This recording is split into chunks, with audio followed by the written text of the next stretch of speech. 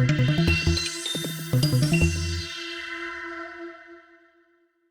दोस्तों, मैं हूं आपका दोस्त प्रवीण। स्वागत है आज के हमारे वीडियो।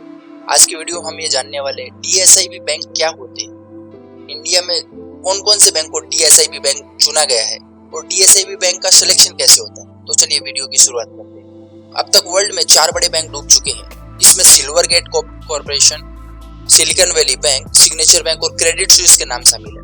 इतने में यदि अमेरिका का आर्थिक संकट निपट जाए तो बात बने, लेकिन चिंताएं कहीं और ज्यादा बढ़ी है। एक ताजा रिपोर्ट के अनुसार अमेरिका के लगभग 186 बैंक ऐसे हैं जो डूबने के कगार पे हैं। यदि ये बैंक डूब जाते हैं तो ये कहना गलत नहीं है कि अमेरिका का भविष्य अंधकारमय होगा। जब भी कोई एक बैंक डूबता है तो न केवल सरकारी पैसा डूबता है, बल्कि बैंक के साथ वो लोग भी बिखर जाते हैं जिनकी गाड़ी कमाई, जिनका हार्ड अर्न्ड मनी उस बैंक के पास रखी होती है। लोगों का बैंकिंग सिस्टम से भरोसा तो उठता ही है और बड़े स्तर पर किसी देश की कमर टूटने जैसा होता है। बैंकों के डूबने से सबसे ज्यादा नुकसान ग्राहकों को ही होता है।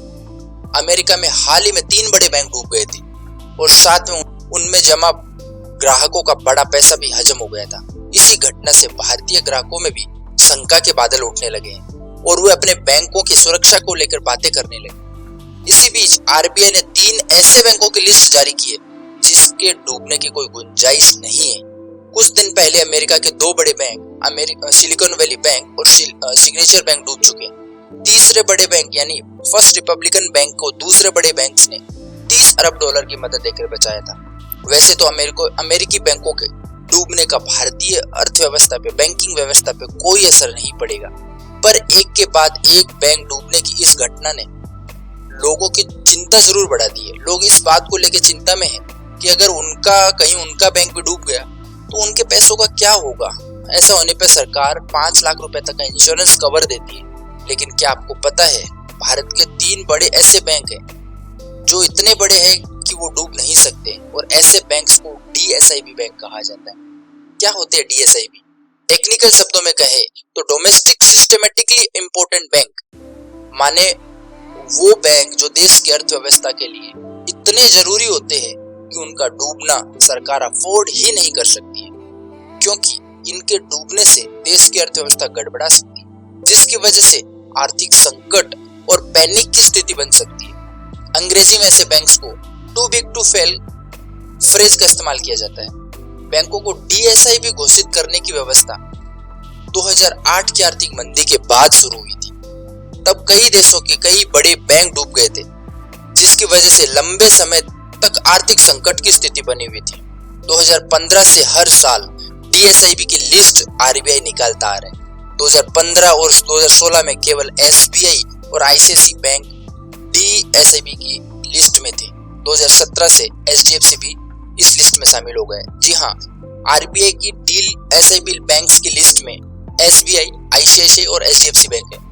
दोस्तों, अभी हम जानेंगे कैसे चुने जाते हैं डीएसआईबी बैंक। आरबीआई देश के सभी बड़े बैंकों को उनकी परफॉर्मेंस, उनके कस्टमर बेस के आधार पर सिस्टेमेटिक इंपॉर्टेंस स्कोर देता है। किसी बैंक के डीएसआईबी के तौर पे लिस्ट होने के लिए जरूरी है कि उसके टोटल एसेट्स नेशनल जीडीपी के 2% से ज्यादा हो। बैंक की इंपॉर्टेंस के आधार पर डीएसआईबी को 5 अलग अलग बकेट्स में रखा जाता है। बकेट 5 का मतलब सबसे ज्यादा इंपॉर्टेंट बैंक होता है, वहीं बकेट 1 का मतलब कम इंपॉर्टेंट बैंक। अभी जो 3 बैंक डीएसआईबी में है उनमें एसबीआई बकेट 3 में है, जबकि एचडीएफसी और आईसीआईसीआई बैंक बकेट 1 में है। अभी हम जानेंगे कैपिटल बफर के बारे में। कैपिटल बफर माने देश के कामकाज के लिए जरूरी कैश के अलावा एक्स्ट्रा कैश रखना, ताकि देश की ज्यादा डिमांड होने पर उसे पूरा किया जा सके। इसे ऐसे समझिए, मान लीजिए आपके घर खर्च का बजट महीने का 10,000 रुपए है। अमूमन 10,000 रुपए में आपका घर खर्च निकल जाता है, लेकिन अगर आप 5,000 रुपए एक्स्ट्रा कहीं पर रखते हैं इमरजेंसी के लिए, तो इसको कैपिटल बफर कहा जाता है। आरबीआई डीएसआईबी बैंक्स पे कड़ी नजर रखता है। ऐसे बैंक्स बाकी बैंकों की तुलना में एक बड़ा कैपिटल बफर रखते हैं, ताकि बड़ी इमरजेंसी आने पे, कोई घाटा होने पर उससे निपटा जा सके। डीएसआईबी से डील करने के लिए आरबीआई ने अलग अलग नियम बना रखे। कैपिटल बफर के साथ साथ ऐसे बैंकों को कॉमन इक्विटी टियर 1, जिसको CET1 कैपिटल नाम का एक एडिशनल फंड रखना पड़ता है। आरबीआई के लेटेस्ट गाइडलाइंस के मुताबिक SBI को रिस्क वेटेड एसेट्स का 0.60% CET1 कैपिटल के तौर पर रखना पड़ता है।